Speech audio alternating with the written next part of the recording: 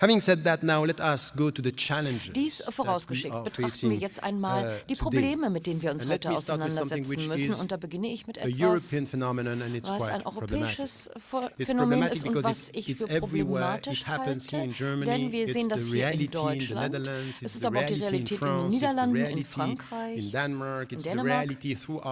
Überall in Europa ist es die Realität, nämlich ein politischer Trend, den ich als populistisch bezeichnen möchte. Und beachten Sie bitte, wenn ich Populismus sage, dann meine ich nicht die Rechtsextremisten. Die rechtsextremistischen Parteien sind natürlich alle Populisten, aber nicht alle Populisten sind Rechtsextremisten oder Faschisten. Das heißt, wir müssen sehr vorsichtig sein, welche Worte, welche Begriffe wir verwenden. Manchmal sind sie das in manchen Zusammenhängen, aber es ist nicht durchgehend so, dass Leute, die populistisch denken, rechtsextremistische Positionen haben.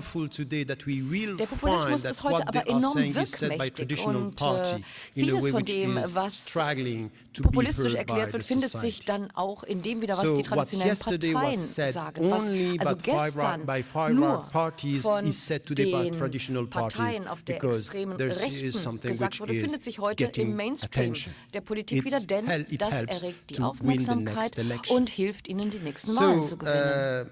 What are the characteristics and the features of these challenges for the Muslims to deal with it? It's important to understand, and for all of us. Mit denen sich Muslime heute auseinandersetzen müssen, aus. Und eigentlich müssen wir uns alle mit diesen Problemen auseinandersetzen. Ich möchte gar nicht hier stehen und den Eindruck erwecken, ich sei ein europäischer Muslim, also eigentlich Muslim in Europa, sondern ich rede als Europäer und als Muslim und ich rede über die Zukunft Deutschlands zum Beispiel. Ich meine, Sie sind alle hier in dem Raum und die meisten von Ihnen haben die gleiche Staatsbürgerschaft. Und es geht um die Zukunft der Vielfalt und das auf der Grundlage eines gemeinsamen Status, nämlich alle hier sind Mitglieder der Deutschlands. Let me tell you something.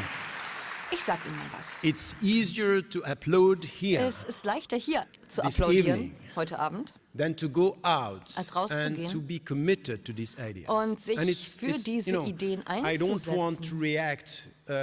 I don't want you to react to what I'm saying from möchte an gar emotional nicht, dass viewpoint, Sie but really to be committed to emotional what is reagieren a auf das, was ich very, sage, sondern ich möchte wirklich, dass Sie sich engagieren, dass Sie sich wirklich verpflichten in diesem schwierigen Kampf um Ideen, um Politik, mit dem wir uns auseinandersetzen müssen. Und es gibt 4 Charakteristika, die wir überall in Europa im populistischen Kontext finden. Und das finden Sie wirklich in allen Ländern, die ich hier genannt habe. Erstens, emotionale Politik. Man spielt mit der Angst, man spielt mit den Gefühlen der Menschen.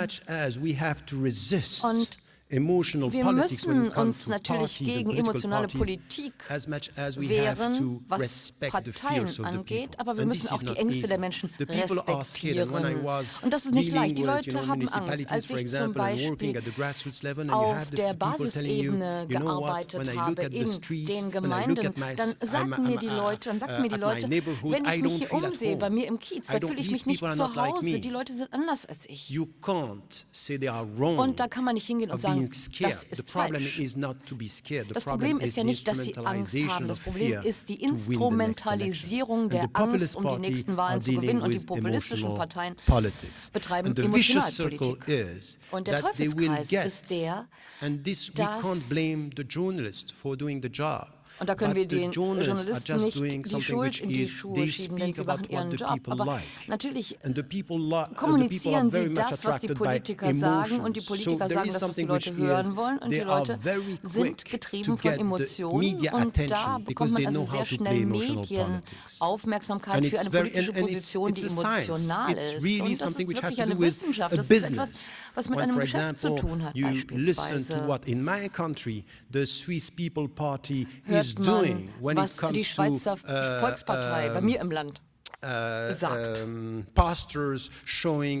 Da sieht man Pastoren, die behaupten, die Schweiz werde kolonialisiert durch die Minarette, und die Minarette sind sozusagen Raketen, und dahinter verbirgt sich die Burka. Und das ist Emotionalpolitik, und das funktioniert. Und das ist genau das, was sie wollen. Sie wollen kontrovers sein, damit die Medien darüber berichten, und je mehr Kontroversen man hat, desto mehr bekommt man, was man will. Am Ende ist es wirklich ein Teufelskreis, und wir sind alle in Gefahr. Wir sind alle in Gefahr. Emotionalpolitik.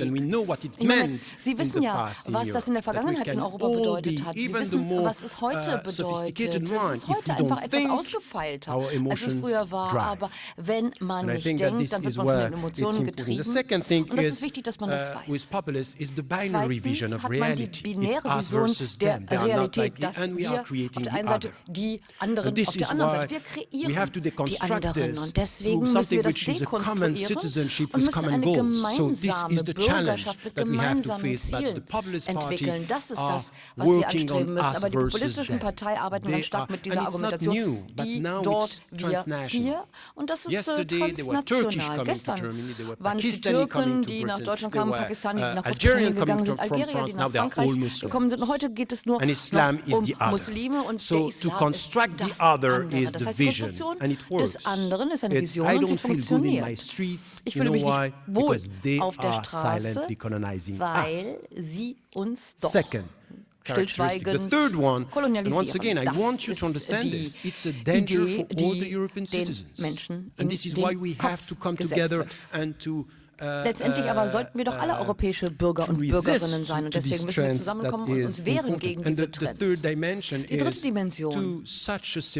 Populismus ist die einfache Antwort auf die scheinbar einfache Frage. Problem sind immer die anderen.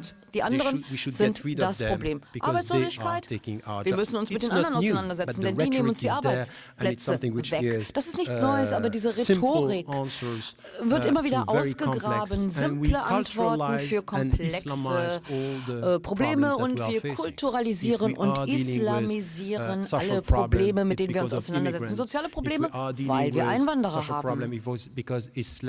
Oder wegen dem Islam.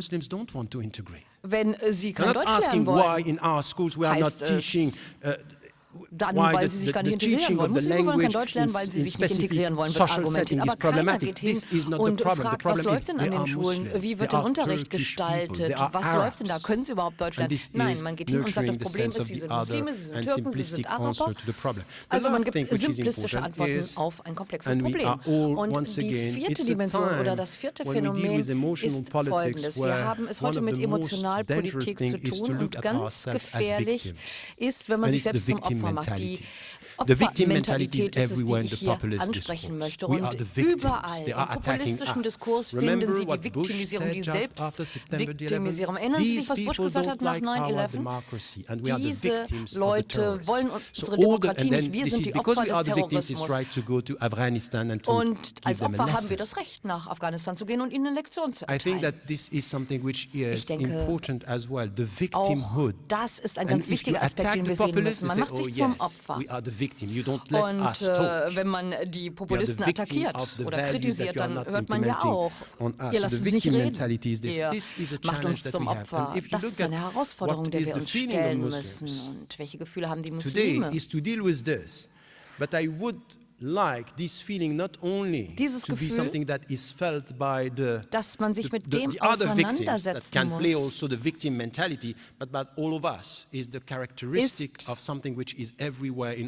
etwas, was wir in allen Ländern finden. Und gerade diese Opferhaltung oder Opfermentalität ist die ganz stark dominant ist, vor allen Dingen im populistischen Diskurs. Die populistischen Parteien bestimmen heute die Parameter des Diskurses. Sie schaffen sozusagen die Grundlage. Ich war engagiert in der Diskussion um die Minarette in der Schweiz und ich habe natürlich verfolgt, was hier mit Thilo Sarrazin war und was Bundespräsident Wulff gesagt hat, dass Islam eine deutsche Religion sei und ich weiß, welcher Streit hier ausgefochten wurde und ich weiß auch, als Barack Obama gesagt hat, dass der Islam eine amerikanische Religion sei und dann die Tea Party-Bewegung sagte, nein, wir sind konfrontiert mit der Islamisierung der USA. Ebenso wie hier gesagt wird, es gibt eine Islamisierung Europas. Das ist natürlich eine politische Ebene.